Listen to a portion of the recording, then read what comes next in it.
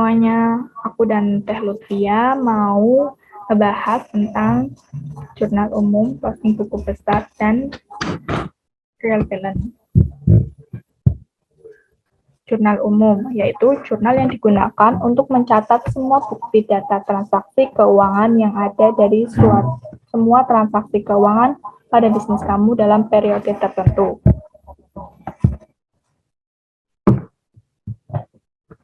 Keterangan aturan debit dan kredit. Penambahan aset di sebelah aset dan penambahan aset di sebelah debit dan berkurang di sebelah kredit. Penambahan expense di sebelah debit dan berkurang di sebelah kredit. Penambahan drawing di sebelah debit dan berkurang di sebelah kredit.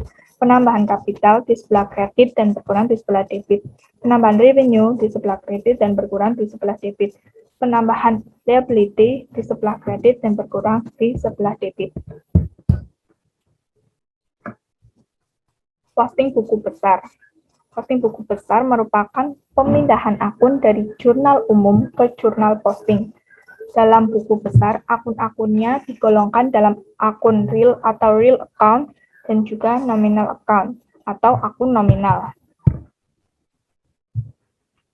Berikut adalah kode referensi buku besar. Langkah-langkah posting. 1. Dalam posting buku besar, di kolom yang sesuai dari akun yang didebit, masukkan tanggal, halaman jurnal, dan jumlah debit yang ditunjukkan pada jurnal. 2. Pada kolom referensi jurnal, tuliskan nomor rekening yang jumlah debit telah diposting. 3. Dalam buku besar, di kolom yang sesuai dari akun yang dikreditkan, masukkan tanggal, halaman jurnal, dan jumlah kredit yang ditampilkan pada jurnal. 4. Pada kolom referensi jurnal, tuliskan nomor rekening dan jumlah debit yang telah diposting. Neraca saldo. Neraca saldo atau trial balance adalah suatu daftar yang berisi seluruh jenis nama akun beserta saldo total dari setiap akun yang disusun secara sistematis sesuai dengan kode akun yang bersumber dari buku besar perusahaan pada periode tertentu. Neraca saldo. Untuk langkah-langkah membuat neraca saldo, 1. Cantumkan judul akun dan saldonya pada kolom debit atau kredit yang sesuai. 2. Jumlahkan kolom debit dan kredit. 3. Buktikan persamaan dua kolom. Untuk selanjutnya, kita akan langsung ke latihan soal. Langsung aja kita masuk ke latihannya ya. Di sini aku ambil contoh latihannya dari buku Kriso edisi 12.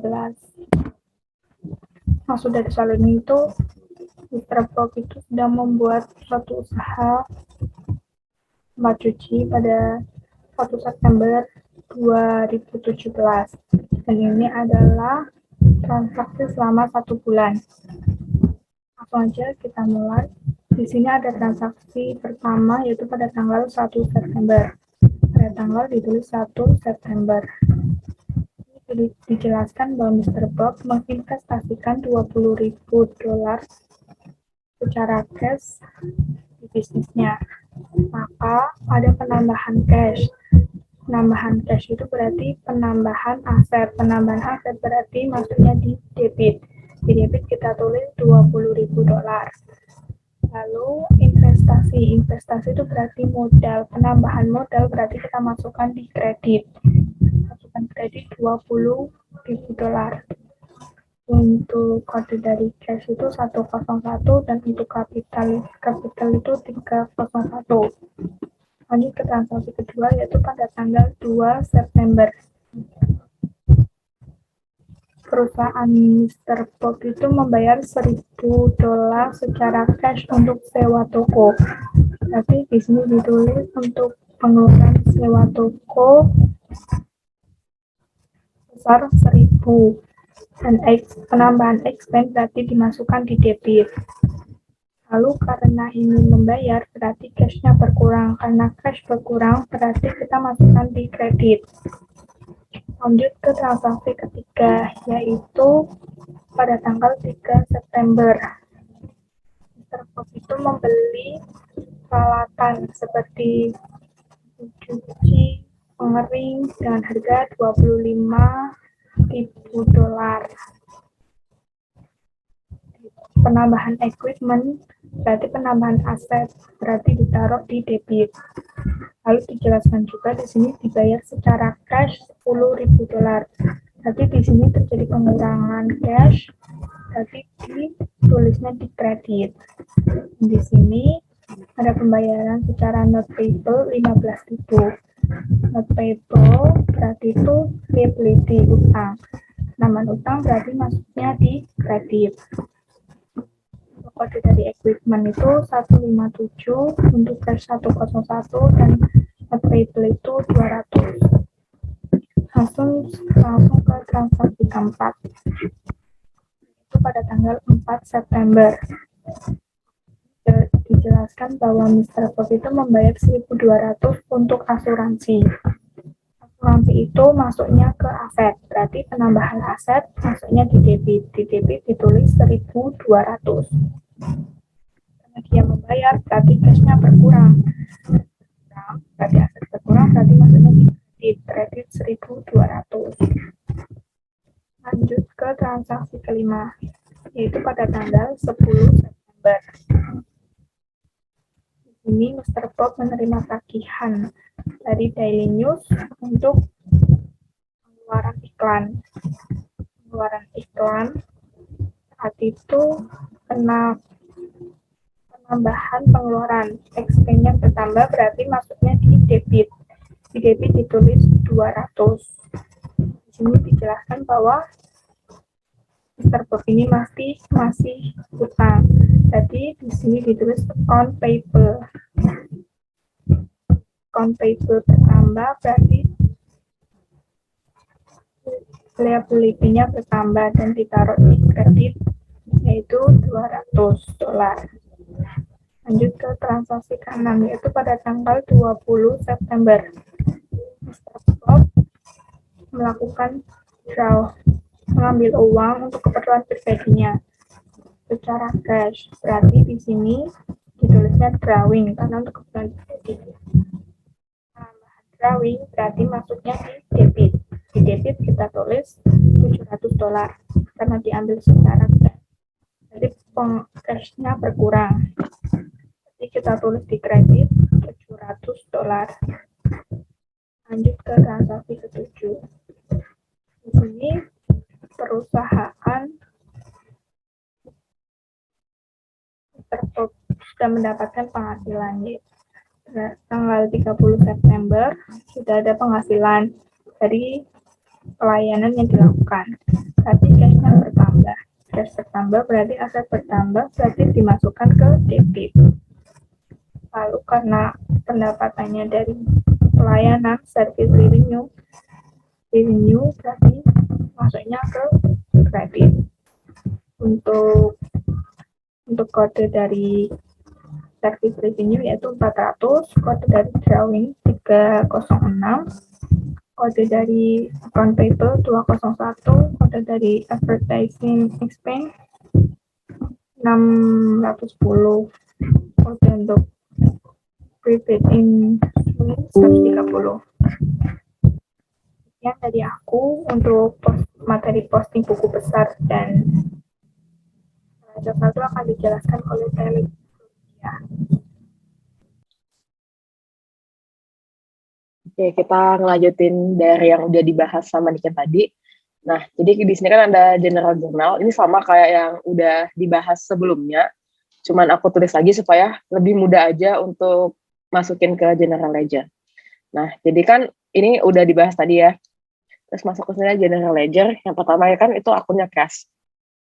Cash itu referensinya ada sama 101, maka ditulis di sini juga 101. Kemudian kita masukin aja semua akun cash dari jurnal umum ke ledger yang cash ini. Misalnya tanggal 1 ada cash kan, nih cash sebesar $20, dimasukin aja di debit, nyesuaiin sama ini di debit. Nah kemudian di tanggal 2-nya ini ada cash lagi tapi dia di kredit ya, di kredit sebesar 1.000. Nah perhitungan di balance-nya itu jadinya, karena kan kalau cash itu kita udah tahu memang akun aslinya akun realnya itu dia di debit. Jadinya 20.000 ini tadi dikurang sama 1.000, jadi ada 19.000 di balance-nya untuk yang tertanggal 2. Dimasukin juga yang lain sesuaiin aja di tanggal 3, 4, sampai 20, dan sampai selesai, dan penjumlahannya juga sama, berarti yang dari ini dikurang semua, dari 20.000 ini dikurang 1.000, dikurang 10.000, 1.200 dan 700, baru terakhir ditambahin 6.200, karena 6.200-nya kan kita bisa lihat ini di akun debit. Jadi totalnya ada 13.300. Kemudian masuk juga ke prepaid insurance. Di prepaid insurance ini kita udah lihat juga nomor akunnya itu 130 dan adanya di tanggal 4 nih di bagian debit sebesar 1.200. Langsung aja berarti di balance-nya itu 1.200. Untuk equipment juga sama, kita tinggal masukin aja sesuai yang ini. Ada di sini tanggal 3 di debit sebesar 25.000. Kemudian ada notes payable. Notes payable itu juga adanya di tanggal 3. Dia maksudnya di kredit, jadi tetap ditulis 15.000, balance-nya 15.000 di kredit. Di sini kalau di general ledger itu nggak mempengaruhi mau dia, meskipun ini kan misalnya akun aslinya di debit atau kredit, yang penting balance-nya itu harus sama yang di akhir. Jadi walaupun ini kredit, nggak artinya ini ditulis minus. Kemudian ada account payable, tinggal disesuaikan aja, ada di tanggal 10 sebesar 200. Terus ada juga owners capital di tanggal 1 sebesar 20.000. Nah, seterusnya juga gitu, tinggal dikelompokin aja sesuaiin dengan nama-nama akunnya. Kemudian lanjut langsung ke trial balance atau neraca saldo. Di sini kan kita tinggal urutin aja, ada cash, prepaid insurance, equipment, notes payable, account payable, diurutin sama kayak di general ledger ini. Nah, terus kita tinggal masukin aja dari balance-nya ini. Nah, ini kan kalau cash kita udah tahu pastinya selalu di debit ya. Jadi 13.300 ini masuknya ke debit. Begitu juga sama yang lain, tinggal disesuaikan aja. Kalau yang di kredit, ya tinggal masukin di kredit. Nah, untuk yang terakhir kan setelah semuanya dimasukin ke trial balance, kita itu perlu untuk mastiin nih trial balance kita atau perhitungan kita tuh benar atau enggak. Tinggal kita totalin aja yang debitnya berapa, yang kreditnya berapa. Nah, kalau misalnya udah balance, berarti emang perhitungan kita tuh udah benar dan akunnya tuh nggak ada yang salah masukin ataupun nggak ada akun yang ketinggalan. Itu aja yang mau dibahas untuk kali ini. Sekian dan terima kasih.